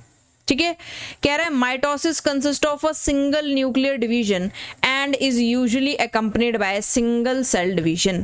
कहने का मतलब ये है कि जब जो पेरेंट सेल है ना, हमारा सोमैटिक सेल है, वो डिप्लॉयड है, वो एक ही बार डिवाइड कर रहा है, एक ही बार न्यूक्लियस उसका डिवाइड कर रहा है, एक ही बार सिंगल सेल डिवीजन हो रही है, जिससे 2 डॉटर सेल्स बनती हैं।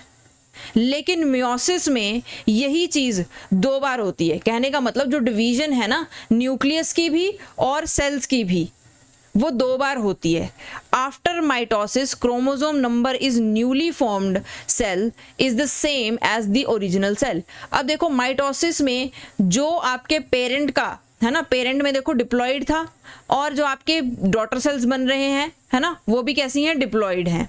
लेकिन मियोसिस में इसका उल्टा है, पेरेंट सेल खुद तो डिप्लॉयड है, लेकिन जो आगे डॉटर सेल्स बनाई हैं वो सारी की सारी कैसी हैं, हैप्लॉयड हैं। ठीक है, तो ये डिफरेंसेस बता रखे हैं आपको। Whereas meiosis causes chromosome number in the newly formed cell to be reduced by half. उसके बाद कह रहा है finally mitosis produces genetically identical cell. तो हम ऐसा कह सकते हैं कि जो माइटोसिस है वो जेनेटिकली आइडेंटिकल सेल्स बना रहे हैं, है ना। जो जीनोम है वो बिल्कुल सेम है, जो क्रोमोसोम्स इसके अंदर है वही इसके अंदर है। लेकिन अगर आप मियोसिस की बात करो तो ये थोड़े से जेनेटिकली डिस्टिंग्विश्ड है। क्यों? क्योंकि इनमें हाफ सेट ऑफ क्रोमोसोम है, कुछ क्रोमोसोम्स इनमें नहीं है जो इनमें है। ठीक है, हाफ सेट ऑफ क्रोमोसोम्स हम कह सकते हैं। उसके बाद ये क्या कह रहा है, whereas mitosis produces genetically variable cells. Same वैसे ही like mitosis, meiosis is preceded by an interphase stage that includes G1, S and G2 phase. ये कहता है कि देखो जैसा माइटोसिस में था ना, मियोसिस में भी सेल साइकिल वैसे ही चलती है कि सबसे पहले इंटरफेज स्टेज आएगी, ठीक है, उसके बाद क्या होगा, G1 फेज आएगा, उसमें फिर S फेज आएगा, फिर G2 फेज आएगा। और उसी तरह से उसके बाद क्या बोल रहा है, मियोसिस जो है कंसिस्ट ऑफ 2 डिस्टिंक्ट फेजेस। ठीक है, लेकिन अब यहाँ पे क्या बोल रहा है कि जो मियोसिस है ना वो 2 डिस्टिंक्ट फेजेस में चलती है। कहने का मतलब ये है कि सबसे पहले एक बार मियोसिस 1 होगी, फिर दोबारा से वही सब रिपीट होकर के मियोसिस 2 चलेगा। ठीक है, लेकिन मियोसिस 1 और मियोसिस 2 में एक स्लाइटली छोटा सा डिफरेंस होता है। ठीक है, उसके बारे में पढ़ेंगे। बोल रहे each of which includes a cell division. अब जब मियोसिस चलेगी 1 और मियोसिस चलेगी 2 तो दोनों बार सेल डिवाइड करेगा, इसीलिए एट लास्ट मियोसिस के 4 सेल्स जो हैं वो बनते हैं। ठीक है, I hope this is clear. बोले the first division which comes at the end of meiosis 1 is termed as reductional division. अभी कह रहा है कि जब हम पहली बार, जैसे ये सेल है, ठीक है, ये डिप्लॉयड था, अब ये बोल रहा है कि जब ये मियोसिस 1 परफॉर्म कर रहा है ना और 2 सेल्स बनेंगे हैप्लॉइड। अब देखो ये रिडक्शनल डिवीजन इसको क्यों कह रहा है, क्योंकि यहाँ पे सेल डिप्लॉयड था और यहाँ पे हैप्लॉइड हो गया तो रिडक्शन हुई ना, इसीलिए कह रहा है कि जो मियोसिस 1 है वो रिडक्शनल डिवीजन है, क्योंकि क्रोमोसोम के सेट्स हाफ हो गए। ठीक है, और जब यही मियोसिस 2 चलती है, इन 2 सेल से फर्दर डिवीजन होती है। लेकिन आप देखो ये एज अ पेरेंट, ठीक है, जो आगे चल के डॉटर सेल्स बन रही है उनमें सेम ही जीनोम है, ऐसा नहीं है कि इसका भी हाफ हो गया नेक्स्ट जनरेशन में, नहीं। तो इसीलिए जो मियोसिस 2 है वो कहलाती है इक्वेशनल डिवीजन। ठीक है, I hope this is clear. अब इसको रिडक्शन डिवीजन इसलिए कहा because the number of chromosomes per cell is reduced by half. ठीक है, वहीं पे नेक्स्ट उस पे देखो क्या कह रहा है, the second division which comes at the end of meiosis 2 is sometimes termed the equational division. क्यों, क्योंकि यहाँ पे देखो ये एंड स्टेज है, ये हाफ सेट ऑफ क्रोमोसोम लेके बैठा है, ये खुद डिप्लॉयड है, लेकिन ये जितने भी डॉटर सेल्स आगे बना रहे हैं ना, ये कैसे बन रहे हैं, सारे के सारे हाफ सेट वाले। ठीक है, क्लियर है इतनी बात। अभी बोल रहे the events of meiosis 2 are similar to those of mitosis. ठीक है, थोड़ा सा डिफरेंस होता है, लेकिन ऑलमोस्ट जो मियोसिस 2 है ना, ये किसके सिमिलर होती है, माइटोसिस के, जो अभी हम पीछे पढ़ के आए हैं। However, meiosis 2 differs from mitosis in that chromosome number has already been halved in meiosis 1 and the cell does not begin with the same number of chromosome as it does in mitosis.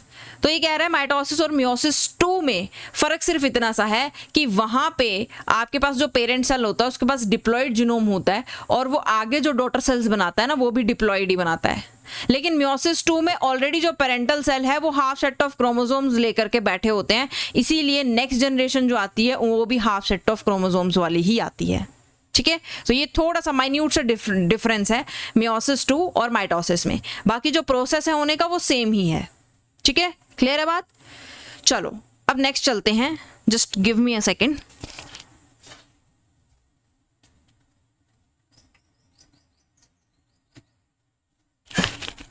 चलो तो next इन्होंने किसकी बात की है, meiosis की। ठीक है, मियोसिस में भी जो कहानी है ना वो शुरू तो कहाँ से होनी है, इंटरफेज से। ठीक है, तो इंटरफेज के दौरान क्या हुआ, क्रोमोसोम्स जो है वो कैसे दिख रहे हैं, रिलैक्स दिख रहे हैं। ठीक है, visible as diffuse chromatin, same वैसे ही जैसे माइटोसिस में भी हम पढ़ के आए। लेकिन जैसे ही वो प्रोफेज 1 में एंटर होते हैं, अब देखो यहाँ प्रोफेज 1 इसलिए लगाया है क्योंकि सबसे पहले मियोसिस 1 होगी। ठीक है, और फिर होगी कौन सी, मियोसिस 2। क्लियर होगी बात। अब मियोसिस 1 में जो प्रोफेज आ रहा है उसको प्रोफेज 1 टर्म कर दिया, जो मियोसिस 2 में प्रोफेज आएगा उसको प्रोफेज 2 बोल देंगे। ठीक है, क्लियर है बात। तो prophase 1 is a lengthy stage divided into 5 सब स्टेजेस। मैंने आपसे क्यों कहा कि जो मियोसिस 1 है वो मियोसिस 2 से थोड़ी सी डिफरेंट है, क्योंकि जो मियोसिस 1 का प्रोफेज है ना, प्रोफेज 1 ये लेंदी होता है, बहुत लंबा चलने वाला फेज होता है, क्योंकि ये आगे फर्दर 5 स्टेजेस में, 5 फेजेस में डिवाइडेड है। ठीक है, तो 5 सब स्टेजेस इसकी कौन कौन सी हैं, सबसे पहली आपके पास आ जाती है लिप्टोटीन। लिप्टोटीन में ये क्या कहता है कि जो क्रोमोसोम्स हैं ना वो कॉन्ट्रैक्ट हो जाते हैं और विजिबल हो जाते हैं अंडर द माइक्रोस्कोप। तो माइक्रोस्कोप के अंडर आपको वो बहुत अच्छे से दिखेंगे क्योंकि कंपैक्शन बढ़ जाती है। ठीक है, अब उसके बाद जाइगोटीन में कंपैक्शन होने के बाद नेक्स्ट स्टेज आपकी आती है, लिप्टोटीन में कंपैक्शन होने के बाद नेक्स्ट स्टेज आती है जाइगोटीन। ठीक है, जाइगोटीन में जो क्रोमोसोम्स हैं दे कंटिन्यू टू कंडेंस, और ज़्यादा कंडेंस करते हैं, और यहाँ पे होमोलोगस क्रोमोसोम्स की पेयरिंग अप होना शुरू हो जाती है and begin synapsis a very close pairing association. ठीक है, समझो ऑलरेडी एस फेज में कुछ इस तरह से क्रोमोसोम्स प्रेजेंट होते हैं। ठीक है, अब होमोलोगस का मतलब होता है एक जैसे क्रोमोसोम्स। ठीक है, जैसे क्रोमोसोम 1, ठीक है, जैसे क्रोमोसोम 2। ठीक है, तो जो क्रोमोसोम 2 और 2 होंगे वो कैसे होंगे, होमोलोगस हुए ना, एक जैसे। तो यहाँ पे सेम क्या होता है, डुप्लीकेशन के बाद इस तरह से। ठीक है, अब ये जो होमोलोगस बिल्कुल सेम क्रोमोसोम्स होंगे ये आपस में पेयर अप करना शुरू कर देते हैं यहाँ जाइगोटीन स्टेज में। ठीक है, ये इतनी ज्यादा अच्छे से पेयर अप कर लेते हैं कि बिल्कुल एक दूसरे के बिल्कुल पास पास में आ जाते हैं। ठीक है, अब क्या होता है, बोल रहे हैं each homologous pair of synapse जो chromosomes consist of 4 chromatids called a bivalent or tetrad। ठीक है, अब बोलते हैं कि ये जो क्रोमोसोम्स है ना, ये इतने पास पास में आ जाते हैं कि इस तरह से ये टेट्राड स्ट्रक्चर बना देते हैं, 1 2 3 4। ठीक है, तो टेट्राड स्ट्रक्चर या फिर उसको वाइवेलेंट भी कहते हैं। क्लियर होगी बात। उसके बाद ये कहता है जाइगोटिन स्टेज के बाद नेक्स्ट जो सेल साइकिल है वो कहाँ जाती है, पैकेटिन स्टेज में। तो क्रोमोसोम्स यहाँ पे थोड़े से हाइट में शॉर्टर और थोड़े से फैटर है ना, थिकर ब्रेड्थ में पर थोड़े से बढ़ जाते हैं। और यहाँ पे आता है 3 पार्ट सिनेप्टोनिमल कॉम्प्लेक्स। क्या आता है, 3 पार्ट सिनेप्टोनिमल कॉम्प्लेक्स। अब देखो इसका काम खास होता है, कहाँ बनता है ये, इस तरह से देखो, इस तरह से यहाँ 2 सिस्टर क्रोमैटिड्स के बीच में। ठीक है, इनको सिस्टर क्रोमैटिड्स तो नहीं कह सकते बट एक ही क्रोमोसोम पे हैं। ठीक है, और यहाँ पे क्या बनता है, 3 पार्ट सिनेप्टोनिमल कॉम्प्लेक्स। ठीक है, तो ये दोनों होमोलोगस क्रोमोसोम्स के बीच में बनता है। अब होता क्या है कि यहाँ पे क्रॉसिंग ओवर जो है वो होती है, अराइज होती है। ठीक है, कैसे होता है, क्रॉसिंग ओवर का देखो खास मतलब क्या होता है कि एक्सचेंज ऑफ जेनेटिक मटेरियल। जो जेनेटिक मटेरियल है, देखो अब जैसे ये एक क्रोमोसोम है, ठीक है, और ये मान लो कि दोनों अलग अलग क्रोमोसोम है। ठीक है, अब क्या होगा, अगर ये जेनेटिक इंफॉर्मेशन, मान लो यहाँ से कोई टुकड़ा टूटा और वो यहीं जुड़ गया, तो क्या इसमें कोई चेंज आया, जो जेनेटिक मटेरियल पहले इसके पास था वही इसके पास अभी भी है। ठीक है, बस थोड़ी सी जगह चेंज हो गई है। जेनेटिक मटेरियल एक्सचेंज यानी कि क्रॉसिंग ओवर का मतलब होता है जब एक क्रोमोसोम से टुकड़ा टूट के दूसरे क्रोमोसोम पे जाकर के जुड़ जाए, उसे हम कहते हैं क्रॉसिंग ओवर। ठीक है, और इसको क्या कहा जाता है, एक्सचेंज ऑफ जेनेटिक इन्फॉर्मेशन। पहले जो जेनेटिक इन्फॉर्मेशन इस क्रोमोसोम के पास थी, अब वैसी जेनेटिक इन्फॉर्मेशन इसके पास है, तो हो सकता है इसका भी कोई टुकड़ा टूट के इसके पास जुड़ जाए। अब दोनों ने देखो एक्सचेंज ऑफ जेनेटिक इन्फॉर्मेशन कर लिया, इसी को हम कहते हैं क्रॉसिंग ओवर। क्लियर हो गई बात। नेक्स्ट ये क्या बोल रहा है, the centromere of the paired chromosome move apart during diplotene. अब जो नेक्स्ट पैकेटिन स्टेज में क्रॉसिंग ओवर हुई, अब ये जो क्रॉसिंग ओवर होने के बाद, ठीक है, यहाँ पे मान लो यहाँ से क्रॉसिंग ओवर हुई, यहाँ से यहाँ हुई, अब इनकी क्या है, जुदाई का टाइम आ गया है ना। तो डिप्लोटिन स्टेज में ये दोनों इंफॉर्मेशन एक्सचेंज करने के बाद अलग अलग हो जाते हैं। ठीक है, तो ये जो पेयरिंग है ना, ये टूटना शुरू हो जाती है। अब ये बोलता है the 2 homologous remains attach at the chiasma. ठीक है, चियाज्मा वर्ड कई बार पूछ लेता है, इसको ध्यान में रखो।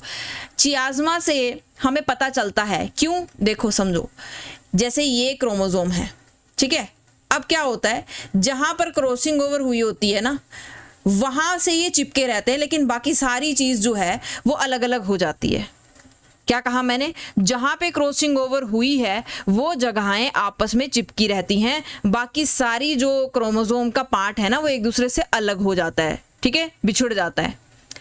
अब ये जो चिपका हुआ पार्ट है ना, इसको देख के हमें पता चल जाता है कि यहाँ पे क्रॉसिंग ओवर हुई होगी, और इसी को कहते हैं चियाज्मा। आपसे पूछ ले कौन सी स्टेज में देखने को मिलता है, तो आप बेझिझक डिप्लोटिन लगा देना कि डिप्लोटिन स्टेज में चियाज्मा बनता है, जिससे ये पता चलता है कि यहाँ पे क्रॉसिंग ओवर हुई होगी, which is the result of crossing over. अब कह रहा है उसके बाद डिप्लोटिन में चियाज्मा देखने के बाद अब क्या होगा, डाइकाइनेसिस।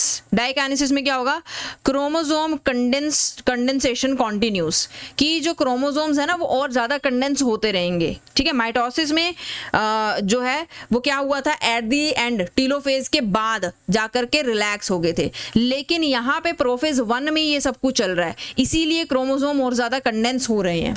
ठीक है, and the chiasmata move towards the end of the chromosome as the strands slip apart, so the homologs remained paired only at the tips. Near the end of prophase 1, the nuclear membrane breaks down and the spindle forms. ठीक है, अब देखो ये चीज समझना, ये कहने की कोशिश कर रहा है कि जैसे ये कंडेंसेशन हो रही है, ठीक है, कंडेंसेशन हो रही है, तो क्रोमोसोम्स और ज्यादा कंडेंस हो रहे हैं। ठीक है, तो ये एक दूसरे से बाकी जगह से तो अपार्ट हो जाते हैं, लेकिन जो टिप्स है ना इनकी, जहां पे क्रॉसिंग ओवर हुई थी वो चिपकी रह जाती हैं, सिर्फ टिप्स से जुड़े हुए रह जाएंगे, बाकी सारे अपार्ट हो जाएंगे ये। ठीक है, एक दूसरे से सिस्टर क्रोमैटिड्स जो है वो दूर दूर हो जाती हैं। ठीक है, अब बोल रहा है कि बिल्कुल ये जब इस तरह की प्रोसेस होती है ना, जो दोनों एंड्स हैं वो चिपके हुए हैं सिर्फ, तो ये प्रोफेज 1 का एंड बताती है। ठीक है, कि अब जो है क्या होगा, न्यूक्लियर मेम्ब्रेन ब्रेक होगी जैसा माइटोसिस में हुआ था, और स्पिंडल फाइबर की फॉर्मेशन होगी। ठीक है, बस थोड़ा सा फर्क यही है कि ये जो 5 स्टेजेस आई ना, इसमें कुछ ऐसे इवेंट्स होते हैं, जैसे कि क्रॉसिंग ओवर आपसे पूछ ले तो याद रखो पैकेटिन स्टेज में, चियाज़मा किसमें दिखता है, डिप्लोटिन स्टेज में। ठीक है, होमोलोगस क्रोमोसोम्स की पेयरिंग किस में होगी, जाइगोटिन स्टेज में। कंडेंसेशन जो है वो किस में होगी, लिप्टोटिन स्टेज में। क्लियर है बात? चलो अब आगे चलते हैं। यहाँ पे देखो, अब देखो यहाँ पे ना इन्होंने हर एक स्टेज जो है वो अलग से नहीं दिखाई है, अगर देखनी है तो ये रही। चलो पहली स्टेज कौन सी थी, just give me a second. हाँ, पहली स्टेज कौन सी थी, लिप्टोटीन। लिप्टोटीन में हमने क्या बोला कि सारा क्रोमैटिन जो मटेरियल है ना, क्रोमोसोम्स वगैरह सब कंडेंस होंगे। फिर जाइगोटीन स्टेज आती है। जाइगोटीन स्टेज में होमोलोगस जो क्रोमोसोम्स हैं उनकी पेयरिंग शुरू हो जाती है। ठीक है, आपसे पूछ ले क्रॉसिंग ओवर क्या है, तो इस तरह से भी डिफाइन कर सकते हो कि पहले लिप्टोटिन स्टेज में कंडेंसेशन होती है, फिर क्रोमोसोम्स पेयर करते हैं आपस में, फिर सिनेप्टोनिमल कॉम्प्लेक्स बनता है किनके बीच में, ये जो होमोलोगस क्रोमोसोम्स हैं, ये जो व्हाइट वाला मटेरियल आपको इनके बीच में दिख रहा है, ये है सिनेप्टोनिमल कॉम्प्लेक्स। ठीक है, ये क्रॉसिंग ओवर होने के लिए बनना जरूरी है। ठीक है, तो सिनेप्टोनिमल कॉम्प्लेक्स बना, फिर क्रॉसिंग ओवर हो जाती है पैकेटिन स्टेज में ही। ठीक है, एक्सचेंज ऑफ जेनेटिक मटेरियल हो गया। अब कहाँ हुआ, कैसे पता चलेगा, डिप्लोटिन स्टेज में, जहां से क्रोमोसोम्स आपस में जुड़े होंगे, है ना, इस तरह से चियाज़मा बने होंगे, वहीं पे क्रॉसिंग ओवर हुई है। ठीक है, तो चियाज़मा बनने तक जो है वो क्रॉसिंग ओवर होती है। क्रोमोसोम की पेयरिंग से लेकर के चियाज़मा बनने तक पूरा का पूरा जो प्रोसेस है दैट इज क्रॉसिंग ओवर। ठीक है, और मेजरली जो जेनेटिक इंफॉर्मेशन का एक्सचेंज है वो पैकेटिन स्टेज में होता है। क्लियर है बात? अगर आपसे पूछ ले कि बताओ क्रॉसिंग ओवर पर्टिकुलरली किस स्टेज में होती है, तो पैकेटिन स्टेज में ही होती है, ये आंसर याद रखो। ठीक है, और फिर उसके बाद डायकाइनेसिस होगी। ठीक है, जो भी आगे फर्दर माइटोसिस में प्रोसेसेस हुए थे वही चलेंगे। ठीक है, I hope this is clear. अच्छा, अब जैसे यहाँ पे इन्होंने देखो डायग्रामेटिकली समझाया है। प्रोफेज 1 हमने क्या बोला, लंबा फेज होता है, क्योंकि इसमें ये सारी 5 स्टेप्स जो हैं वो टेक प्लेस करती हैं, है ना, जो है वो अकर होती हैं। अब यहाँ पे इन्होंने इसको बहुत शॉर्ट में दिखाया है कि प्रोफेज 1, ठीक है, क्या होगा, क्रोमोसोम्स जो है वो कंडेंस होंगे, स्पिंडल फाइबर यहाँ पे फॉर्म करना शुरू हो जाएगा, सेम वैसे जैसे माइटोसिस में हुआ था। फिर लेट प्रोफेज में क्या हुआ, होमोलोगस क्रोमोसोम्स की पेयरिंग हुई होगी, है ना, कौन सी स्टेज में होती है, अभी बताया था आप लोगों को, जाइगोटिन स्टेज में। ठीक है, पेयरिंग जो होती है वो जाइगोटिन स्टेज में होती है। अब होमोलोगस पेयरिंग हुई होगी, होमोलोगस पेयरिंग के बाद फिर क्रॉसिंग ओवर हुई होगी पैकेटिन स्टेज में, फिर चियाज़मा बना होगा। ठीक है, तो ये सारा का सारा काम किस में हो रहा, प्रोफेज में। अब ये बोलता है कि जो चियाज़मा बना डिप्लोटिन स्टेज में, फिर वहां से ये डायकाइनेसिस के लिए गया। अब जो स्टेज आएगी, ठीक है, अब जो स्टेज आएगी प्रोफेज के बाद वो आएगी मेटाफेज। वो सिमिलर ही होती है जैसे माइटोसिस में हुआ था, कि ये जो क्रोमोसोम्स हैं ये खुद को मेटाफेज प्लेट पे अलाइन कर लेते हैं। ठीक है, जैसे ये मेटाफेज प्लेट पे अलाइन करेंगे, एनाफेज जो है ये दोनों आपके जो क्रोमोसोम्स हैं इनको क्या करेगी, अलग अलग कर देगी।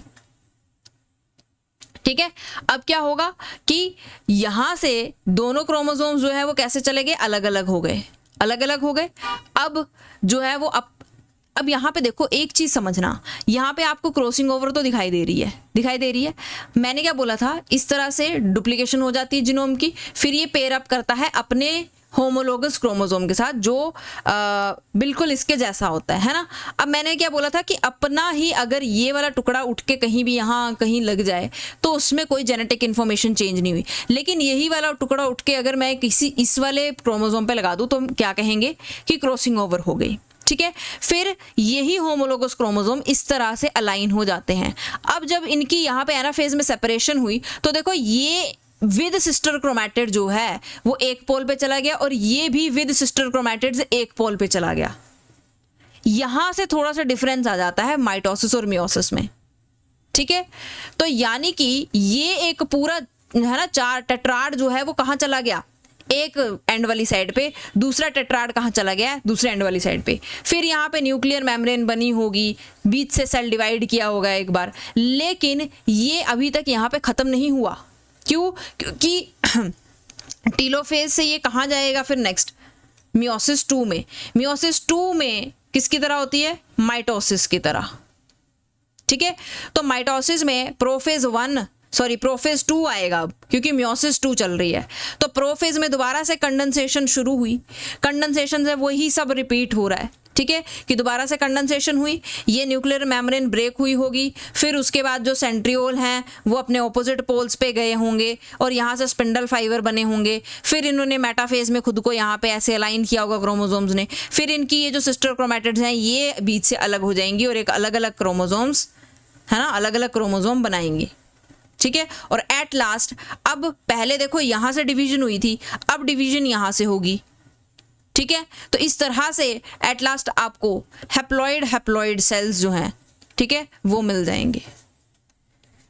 क्लियर है बात? डायग्राम से इस चीज को समझना इजी है, एक बार आप इसको खुद भी बना के देखोगे तो आपको समझ में आ जाएगा। चलो अब इसको एक बार रीड आउट कर लेते हैं। Metaphase 1 is initiated when homologous pairs of chromosome align along the metaphase plate. ठीक है, तो हमने क्या बोला कि मेटाफेज प्रोफेज होने के बाद मेटाफेज कब शुरू होगा, जब मेटाफेज प्लेट पे क्रोमोसोम सारे के सारे अलाइन हो चुके होंगे, homologous pair of chromosomes align हो गए होंगे। उसके बाद ये बोल रहा है a microtubule from one pole attach to one chromosome of the homologous pair and a microtubule of another pole attaches to the another member of the pair. ठीक है, तो दोनों क्रोमोसोम्स के साथ एक एक साइड से क्या जुड़ जाएगी, स्पिंडल फाइबर जो है वो जुड़ जाएगी। ठीक है, उसके बाद सेल कहाँ जाता है, एनाफेज में। एनाफेज में दोनों होमोलोगस क्रोमोसोम्स की सेपरेशन हो जाएंगी। 2 chromosomes of a homologous pair are pulled toward opposite side. ठीक है, although homologous chromosomes separate but the sister chromatids remain attached and travel together. तो देखो दोनों क्रोमोसोम्स तो अलग हो गए है ना, होमोलोगस क्रोमोसोम्स तो दोनों अलग हो गए, लेकिन सिस्टर क्रोमैटिड्स अभी भी एक ही क्रोमोसोम्स पे लगी हुई हैं। ये अलग कब होंगी, जब मियोसिस 2 चलेगा। ठीक है, I hope this is clear.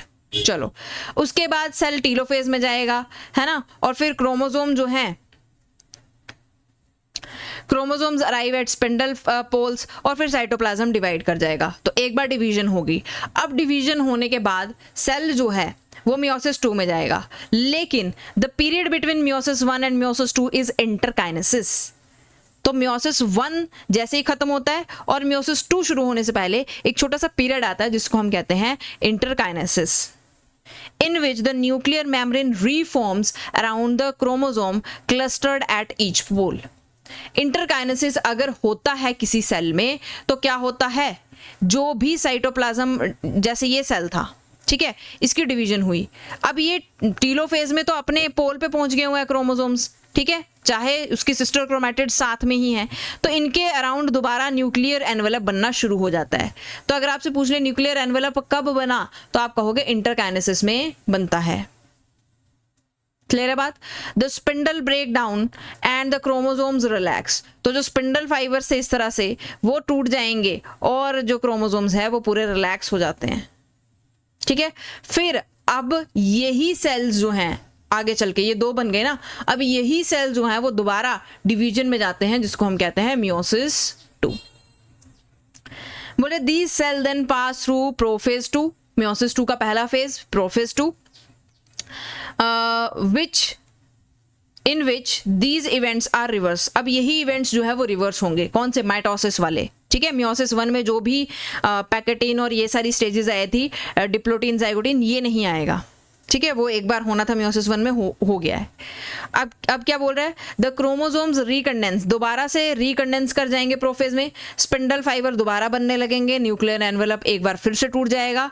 In interkinesis in some type of cell the chromosome remain condensed. कई बार क्या होता है, कई सेल्स में इंटरकाइनेसिस में, अभी बोला ना कि ये रिलैक्स हो जाते हैं, स्पिंडल फाइबर वगैरह टूट जाता है, कई सेल्स में ये ऐसे कंडेंस्ड फॉर्म में ही रहते हैं और स्पिंडल फाइबर्स नहीं भी टूटते। तो उस सेल में क्या होता है कि ये प्रोफेज 1 में एंटर करता ही नहीं है। सेल जो है वो सीधा मियोसिस 1 का जो लास्ट स्टेज होगा उससे कहाँ जाएगा, मेटाफेज में चला जाएगा। ठीक है, इंपॉर्टेंट है ये, समझो। पहले हमने क्या बोला कि टीलोफेज आया है ना, ये टीलोफेज 1 है, मियोसिस 1 का एंड। अब हमने बोला कि जब ये एंड होता है मियोसिस 1 और अब मियोसिस 2 शुरू होनी है ना, तो इसके बीच में एक फेज होता है इंटरकाइनेसिस, जिसमें जो भी यहाँ पे, जैसे ये सेल था, सेल के यहाँ पे क्या है, न्यूक्लियर एनवेलप है, इसके बीच में क्रोमोसोम्स पड़े हुए हैं, है ना, और यहाँ से डिवीजन चालू है, यहाँ से क्या है, स्पिंडल फाइबर्स बने हुए हैं। ठीक है, ये सब कुछ टूट जाता है, न्यूक्लियर एनवेलप दोबारा बन जाती है। लेकिन कई सेल्स में क्या होता है, ये इसी फॉर्म में रहते हैं, इंटरकाइनेसिस स्टेज नहीं आती उनमें। ठीक है, तो उस टाइम पे क्या होता है, टीलोफेज में जब सेल ऐसा पड़ा हुआ है, अब मियोसिस 2 में वो प्रोफेज में जाता ही नहीं है, सीधा कहां जाता है, मेटाफेज में चला जाता है। ठीक है, मेटाफेज 2 में शिफ्ट हो जाता है सीधा। अब these cells move directly from cytokinesis to metaphase 2, तो जैसे ही यहां से साइटोकाइनेसिस हुई, मेटाफेज 2 में चला गया सीधा, which is similar to metaphase of mitosis. तो सारे के सारे आगे जो प्रोसेस आएंगे वो बिल्कुल सिमिलर हैं किसके, माइटोसिस के। बोले the individual chromosomes line up on the metaphase plate, वहां पे भी क्या होगा, जो क्रोमोसोम्स हैं वो लाइन अप करेंगे मेटाफेज प्लेट पे with sister chromatid facing opposite poles. ठीक है, तो क्रोमैटिड्स जो हैं वो आएंगे कुछ इस तरह से, और इसके साथ स्पिंडल फाइबर जो है वो इसके कैनेटोकोर के साथ चिपक जाएंगे। अब सेम जैसे माइटोसिस में हुआ था कि एनाफेज में इनकी डिवीजन होनी है, वही सारा प्रोसेस रिपीट होगा। ठीक है, anaphase 2, the kinetochore of the sister chromatid separate and the chromatids are pulled to opposite poles. Each chromatid is now a distinct chromosome.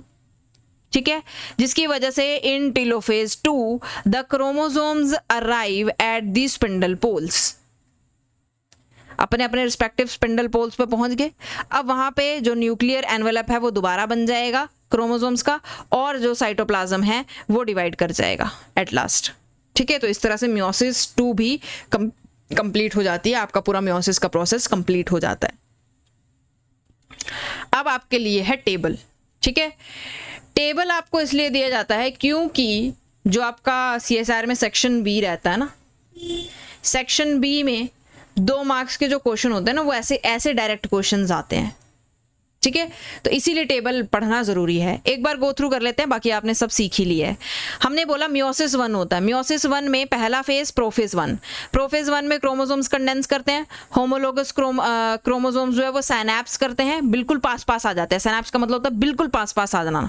ठीक है, और क्रोमोसोम्स जो क्रॉसिंग ओवर है वो वहां पे होती है, न्यूक्लियर एनवेलप ब्रेक हो जाता है और माइटोटिक स्पिंडल फॉर्म होती है। ठीक है, उसके बाद दूसरी चीज कि अब प्रोफेज हो गया, प्रोफेज के बाद ठीक है इसके बीच में 5 फेजेस और हैं, वो आपको मैंने बताए हैं। ठीक है, लिप्टोटीन, जाइगोटीन, वो सारे। अब उसके बाद ये सारा कुछ होने के बाद ये सारे 5 फेजेस के ही रिजल्ट्स हैं, है ना। अब उसके बाद जो है सेल मेटाफेज में जाएगा। मेटाफेज 1 में होमोलोगस पेयरिंग होती है। ठीक है, मतलब होमोलोगस पेयरिंग तो प्रोफेज के ही जो जाइगोटीन वाला आपका स्टेज था उसमें हो जाती है, लेकिन ये जो होमोलोगस पेयर है फिर लाइन अप होता है ना मेटाफेज प्लेट में, उसकी बात कर रहा है ये। ठीक है, तो होमोलोगस पेयर जो है वो मेटाफेज प्लेट पे लाइन अप हो जाते हैं। फिर एनाफेज जो है वो 2 क्रोमोसोम्स को, ठीक है, ईच विद 2 क्रोमैटिड्स, ठीक है, of each homologous pair separate and move towards opposite pole. तो जो 2 होमोलोगस क्रोमोसोम है अब वो एक एक पोल की तरफ को चले जाएंगे। उसके बाद नेक्स्ट स्टेज आती है टीलोफेज 1, जिसमें क्रोमोसोम जो है वो अपने स्पिंडल पोल्स पे पहुंच जाते हैं। फिर साइटोकाइनेसिस होती है जिसमें साइटोप्लाज्म डिवाइड कर जाता है और 2 सेल्स बनते हैं, और उनमें हाफ नंबर ऑफ क्रोमोसोम्स, है ना, हाफ सेट ऑफ क्रोमोसोम्स जो है वो होता है। फिर इंटरकाइनेसिस आता है कुछ सेल्स में जिसमें स्पिंडल ब्रेक हो जाता है, क्रोमोसोम्स रिलैक्स हो जाते हैं, न्यूक्लियर एनवेलप दोबारा बन जाता है, लेकिन इस दौरान कोई भी डीएनए सिंथेसिस नहीं होती है। ठीक है, तो ये ध्यान रखना, जो सेल्स हैं वो कैसी हैप्लॉइड स्टेज में होते हैं, और ये फिर हैप्लॉइड स्टेज से आगे हैप्लॉइड स्टेज से ही मियोसिस 2 में चले जाते हैं। अब मियोसिस 2 में सबसे पहला प्रोसेस दोबारा प्रोफेज 1 होता है, जिसमें क्रोमोसोम्स कंडेंस करते हैं, स्पिंडल फाइबर बनता है, न्यूक्लियर एनवेलप डिसइंटीग्रेट हो जाता है। ठीक है। फिर इसके बाद मेटाफेज आएगा, मेटाफेज पे जो क्रोमोसोम्स हैं वो दोबारा लाइन अप होंगे। एनाफेज जो है वो सिस्टर क्रोमैटिड्स को सेपरेट कर देगा और अब ये सिस्टर क्रोमैटिड इंडिविजुअल क्रोमोसोम्स की तरह एक्ट करके अपने अपने स्पिंडल पोल्स की तरफ चले जाते हैं। उसके बाद टीलोफेज 2 आता है। टीलोफेज 2 में क्रोमोसोम्स जो है वो अपने रिस्पेक्टिव पोल्स की तरफ पहुंच जाते हैं, स्पिंडल्स ब्रेक हो जाते हैं, न्यूक्लियर एनवेलप दोबारा रीफॉर्म हो जाता है और एट लास्ट साइटोकाइनेसिस में जो साइटोप्लाज्म है ना, जो सेल है वो डिवाइड कर जाता है और आपके पास 4 हैप्लॉइड सेल्स बन करके तैयार हो जाते हैं। ठीक है, आई होप आपको जो है वो पूरा क्लियर हो गया होगा। अभी भी अगर किसी को डाउट है तो ये वाला डायग्राम देखो, बहुत ही शॉर्ट तरीके से आपको यहाँ पे बताया गया है। ठीक है, एक बार रिवाइज कर लो। माइटोसिस हमने सबसे पहले पढ़ी, पेरेंटल सेल कैसा था, डिप्लॉइड। ठीक है, डिप्लॉइड होने के बाद अब ये एंटर करता है किसमें, सबसे पहले प्रोफेज में करेगा। प्रोफेज में क्या होता है, जो जीनोम है वो डुप्लीकेट हो चुका होता है एस फेज में ही, है ना। एस फेज में जब जीनोम डुप्लीकेट हो जाएगा तो सिस्टर क्रोमैटिड्स आ जाती हैं, बाहर जो है स्पिंडल फाइबर की फॉर्मेशन शुरू हो जाती है। फिर इसके बाद क्या होता है, ये जो न्यूक्लियर एनवेलप है ये ब्रेक हो जाता है और ये क्रोमोसोम्स के कॉन्टैक्ट में आ जाता है। प्रोफेज में होने के बाद, प्रोफेज होने के बाद मेटाफेज आता है जिसमें ये क्रोमोसोम जो है वो इस तरह से लाइन अप हो जाते हैं मेटाफेज प्लेट पे। फिर उसके बाद एनाफेज आता है जिसमें ये सिस्टर क्रोमैटिड्स अलग हो जाते हैं और अपने रिस्पेक्टिव पोल्स की तरफ जाकर के बीच से साइटोकाइनेसिस हो जाती है, जिसकी वजह से आपको सेल्स मिलते हैं 2 और जीनोम कैसा रहता है, डिप्लॉइड। ठीक है, क्लियर है। अब उसके बाद मियोसिस, मियोसिस में पेरेंटल सेल खुद तो होता है डिप्लॉइड, लेकिन फिर ये प्रोफेज 1 में चला जाता है। प्रोफेज 1 में फर्दर 5 स्टेजेस आती हैं जिनके बारे में हमने जिक्र किया था। अब उसमें क्या होता है, होमोलोगस पेयरिंग होती है, फिर क्रॉसिंग ओवर होती है, चियाज़मा बनता है, फिर वो पोल से जुड़े रहते हैं, वो सारी कहानी यहाँ पर दोहराई जाती है। फिर एट द एंड, ठीक है, क्या होता है, मेटाफेज में चला जाता है सेल और यहाँ पे ये जो क्रोमोसोम्स हैं, होमोलोगस क्रोमोसोम्स, ये लाइन अप हो जाते हैं। फिर एनाफेज में ये जो होमोलोगस क्रोमोसोम्स है अब ये अलग हो जाते हैं, अपने अपने रिस्पेक्टिव पोल्स की तरफ चले जाते हैं। अब क्योंकि ये अपने सिस्टर क्रोमैटिड्स के साथ ही हैं तो सेल जो है वो दोबारा कहाँ जाता है, मियोसिस 2 में चला जाता है। इंटरकाइनेसिस एक फेज आता है जिसमें ये सारा कुछ जो है वो टूट जाता है ना, और दोबारा से चलता है। और अगर ये दोबारा से चल रहा है तो सेल जो है वो प्रोफेज 2 से एंटर करेगा। लेकिन अगर ये इंटैक्ट रहता है, जैसे यहाँ पे दिखाया इंटैक्ट है, तो अब ये डायरेक्टली किस में जा रहा है, मेटाफेज 2 में जा रहा है, प्रोफेज 2 में नहीं जाएगा। क्लियर है बात।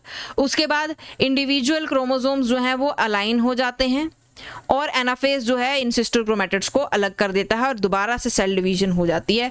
आपके पास फाइनली 4 डॉटर सेल्स बन जाती हैं जो हैप्लॉइड हैं। ठीक है, तो ये दोनों में फर्क है। वहां पे पेरेंटल सेल भी डिप्लॉइड था, आपके जो डॉटर सेल्स है वो भी डिप्लॉइड हैं। यहाँ पे जो आपका पेरेंटल सेल है मियोसिस में वो खुद डिप्लॉइड है, लेकिन जो आगे डॉटर सेल्स है वो कैसी हैं, हैप्लॉइड। ठीक है, आई होप कि आपको अब ये टॉपिक जो है वो बहुत अच्छे से क्लियर हो गया होगा। इसमें तो अब मेरे को लगता नहीं है कि किसी को कोई डाउट रहा होगा, लेकिन फिर भी अगर आपको कोई डाउट लग रहा है तो नीचे कमेंट बॉक्स में कमेंट करिए, हम जो है उसको आंसर करने की कोशिश ज़रूर करेंगे। ठीक है, तो आज के लिए सिर्फ इतना ही। आई होप आपको ये वीडियो अच्छी लगी होगी। अगर आपको वीडियो अच्छी लगी है तो शेयर ज़रूर करें, लाइक ज़रूर करें, और अगर आप पहली बार हमसे जुड़ रहे हैं तो सब्सक्राइब करके हमारे साथ इस सफ़र में जुड़ जाइए, क्योंकि बहुत सारी वीडियोज़ अभी भी ऐसी हैं जो डिस्कस्ड नहीं है यूट्यूब पे, लेकिन हम आपके लिए वो बिल्कुल फ्री ऑफ कॉस्ट लेकर के आएंगे। तो वेबिनार के बारे में ऑलरेडी मैंने आपको बता दिया है। अगर आप बायोलॉजी से रिलेटेड हैं, बायोलॉजी के करियर ऑप्शंस को एक्सप्लोर करना चाहते हैं तो ज़रूर हमारे साथ इस वेबिनार में जुड़िए। लिंक आपको नीचे डिस्क्रिप्शन बॉक्स में मिल जाएगा, या फिर व्हाट्सएप के माध्यम से भी आप हमसे जुड़ सकते हैं, तो नीचे नंबर्स भी आपको जो है वो मिल जाएंगे। अलग अलग प्लेटफॉर्म पे जैसे कि इंस्टाग्राम, फेसबुक से भी आप हमसे जुड़ सकते हैं, उनके लिंक्स भी आपको नीचे डिस्क्रिप्शन बॉक्स में मिल जाएंगे। तो आज के लिए सिर्फ इतना ही। अब आप लोग जो हैं, आपका काम यही रहता है कि यहाँ से पढ़ने के बाद आप क्वेश्चन प्रैक्टिस ज़रूर करें। जितने भी आपको क्वेश्चन सेल साइकिल से मिलते हैं उनको अपेयर ज़रूर करें। ठीक है, चाहे आप उनको सॉल्व कर पाओ या नहीं कर पाओ। ठीक है, एक बार आपको आइडिया हो जाता है कि किस तरह के क्वेश्चन जो है वो आते हैं। तो आज के लिए सिर्फ इतना ही। थैंक यू सो मच, अपना ध्यान रखें और हम मिलते हैं नेक्स्ट वीडियो में।